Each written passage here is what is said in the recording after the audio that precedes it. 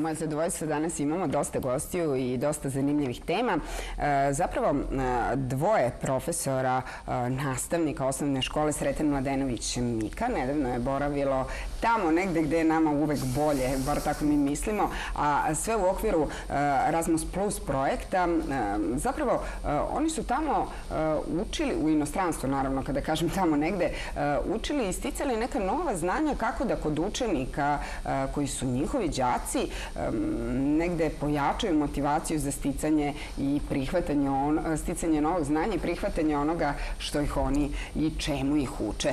Sonja Đorđević-Petrović, profesor srpskog jezika, dobar dan i dobro mi došli. I Dalibor Todorović, profesor informatike. Dobar dan i vama. Hoćemo li prvo da pojasnimo šta je Erasmus Plus? Evo, Dalibor će. Erasmus Plus je jedan ogroman projekat Evropske unije. Vi ste inače ambasador Erasmusa za Srbiju. Da, ja sam inače jedan od ambasadora Erasmus Plusa za Srbiju. Znači, ogroman program Evropske unije koji finansira projekte iz oblasti obrazovanja i obuka, mladih i sporta. On je počeo od 2014. godine, trajaće do 2020. godine i ukupan budžet za celokupni period iznosi 14,7 milijardi evra, a to govorim iz razloga da se naše institucije koje imaju pravo učešće u programu motivišu da deo tih sredstava uzmu za sebe, za razvijanje svojih kapaciteta i unapređenje svog rada. Dobro, vi ste inače imali projekat koji, kao što rekoh, inače zove se Hajde da učimo zajedno, a koji se između ostalog bavi onim što sam rekla. Sonja, šta ste vi tamo naučili? Hoćete da nam pojasnite malo o čemu se radi? Šta ste vi tamo radili? Moram prvo da kažem da smo mi zapravo jedna od 35 privilegovanih škola u Srbiji koji su dobile priliku uopšte da realizuju taj projekat mobilnosti. Mobilnost koje finansira Erasmus Plus podrazumeva da nastavnici iz osnovnih škola srednjih i predškolskih ustanova iz Srbije mogu da idu u inostranstvo, da tamo prate određene obuke ili da se bave job shadowingom, što podrazumeva praćenje nekoga ko obavlja tamo posao. To je bila velika dobit za nas jer smo mi tamo imali priliku zapravo da vidimo kako funkcioniše obrazovanje. Koliko se to razlikuje u odnosu na naše obrazovanje? Ono što je interesantno da i nema velikih razlika. Dakle, mi smo bili u različitim periodima, podelili smo se, napravili smo jedan tim u okviru škole, a onda smo se podelili na grupe koji su timove, podtimove koji su se bavili različitim temama. Prva tema nam je bila razvoj evropske dimenzije škole, odnosno internacionalizacija škole, razvoj evropskih projekata. Da prevedem i malo prostije da kažem, dakle, kako učenici da sami prave projekte koji će biti internacionalni i kako bi se povezivali sa učenicima iz nekih evropskih škola. Drugi deo projekta podrazumevaju razvoj, odnosno poboljšanje digitalnih kompetencija nastavnika, koji bi kroz neke interesantne alate i nove metode radili sa učenicima.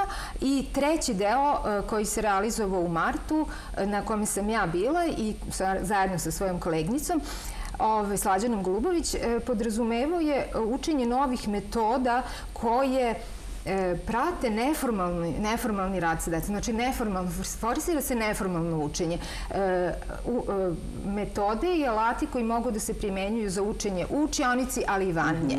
Na taj način učenje činimo interesantnim, dostupnim, zabavnim za učenike i na neki način im motivišemo kroz sve to što smo i videli kasnije kada smo počeli deo toga od onoga što smo naučili da primenjujemo, motivišemo ih da bolje rade, da budu zainteresovani, da se lakše i brže uključuju u različite projekte koje započinjemo u školi. Dobro, koliko je sve to što ste videli zapravo primenjivo ovde kod nas? Ajde da onako nekako zaokružimo celu ovu priču. Ti si, Dalibor, imao prilike da ideš i u njihove, projekat je podrazumevao odlazak u njihove škole. Koliko je to što oni rade primenjivo ovde kod nas? Pa ne rade ni ništa posebno u odnosu na ono što radimo mi. Čak smatram da u nekim segmentima naši nastavnici to rade podjednako, ako ne i bolje dobro. Sonja je malo prepomenula neformalno učenje. Moram da istaknem da je jedan od osnovnih ciljeva Erasmus Plus programa povezivanje formalnog, neformalnog i informalnog obrazovanja. I moramo da budemo svesni činjenice da je učenje nešto što se ne odvija samo u školi, već se odvija uvek svuda i na svakom mestu. Svakako. današnja deca, činjenica da je ovo svet u kome se sve jako brzo menja, dinamično. To reče profesor informatike. To znači, naravno, i to znači da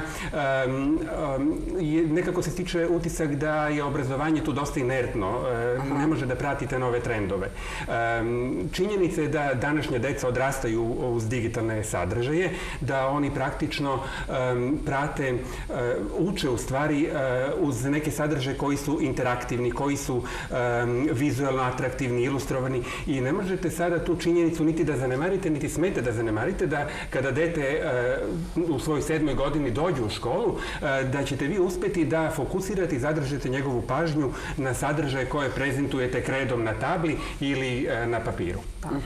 Poenta je u tome ne da mi sada pokušavamo njih da prilagodimo, nego da nastavnici stabilno pronalaze nove načine i nove metode kako bi se prilagodili svakoj novoj generaciji. I jedan od ovih kurseva je upravo bio takav, novi web alati, virtualne učionice, kako učenika uključiti i motivisati ih u cilju većeg postignuća. Dobro, u svakom slučaju, recite mi kada će sve to krenuti kod nas? Jeste li vi već krenuli sa primenom onoga što ste tamo vidjeli i čuli? Naravno, ali ono što je interesantno da smo mi pioniri zapravo. Kažem, 2 škole iz Niša su u toku ove školske godine dobile tu mogućnost da idu, 3 ili tako, da idu na mobilnost. Do skoro je to bilo nezamislivo da vas neko šalje u inostranstvo. Konkretno, mi nismo rekli, bili smo 2 obuke su bile u Rimu, 1 u Milanu. Pored toga što ste tamo, što vidite njihove škole, što razmenjujete iskustva, u mojoj grupi su bile ljudi iz Švedske, iz Španije, iz Rumunije, iz Poljske. Da, čuli ste iskustva iz ostalih zemalja. I kako oni rešavaju određene probleme na koje nailaze. Ono što je interesantno možda da kažem da svi imamo iste probleme. Dakle, i oni u Švedskoj za koje mislimo da je sve savršeno, nije baš tako, isti su problemi. Razlika je u standardima.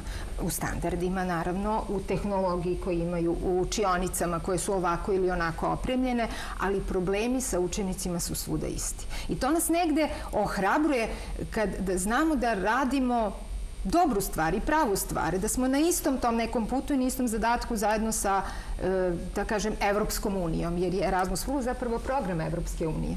Dobro, u svakom slučaju ovo je tema koja zahtjeva mnogo više vremena. Meni je žao što nemamo više vremena, ali imat ćemo, ja se nadam, priliku da dođemo kod vas i vidimo kako vi to radite sa decom u školi. Da, možete najaviti da ćemo verovatno sredinom maja u EU Infokutku držati prezentaciju i o Erasmus Plus projektu generalno i diseminaciju samog projekta i projektnih aktivnosti vezanih konkretno za ovaj naš projekat. Eto, prilike da čujemo i detaljnije. Hvala vam puno na gostovanju.